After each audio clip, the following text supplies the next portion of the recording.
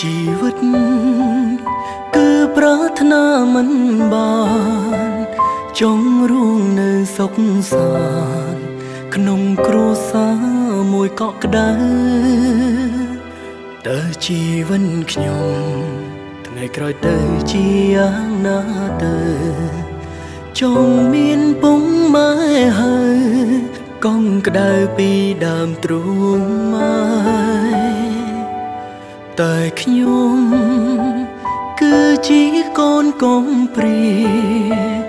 សូម្បីមុងលោកយ៉ាងណាក៏ខ្ញុំមិនធ្លាប់ឃើញដែ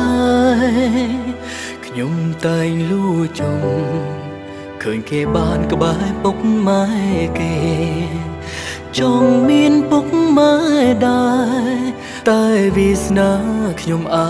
ភពអារម្មណ៍កំព្រា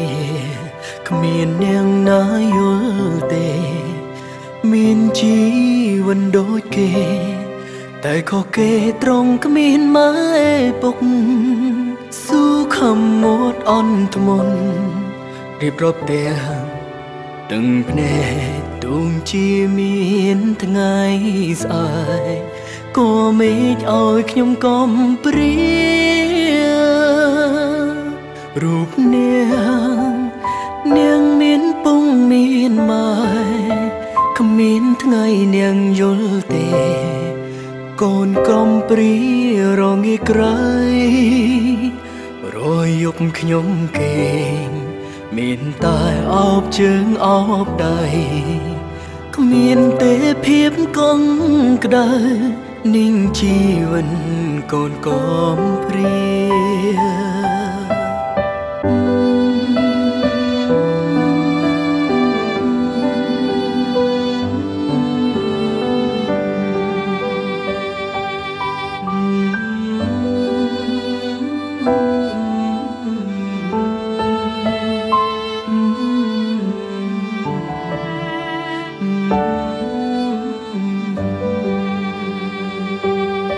អារម្មណ៍កំព្រា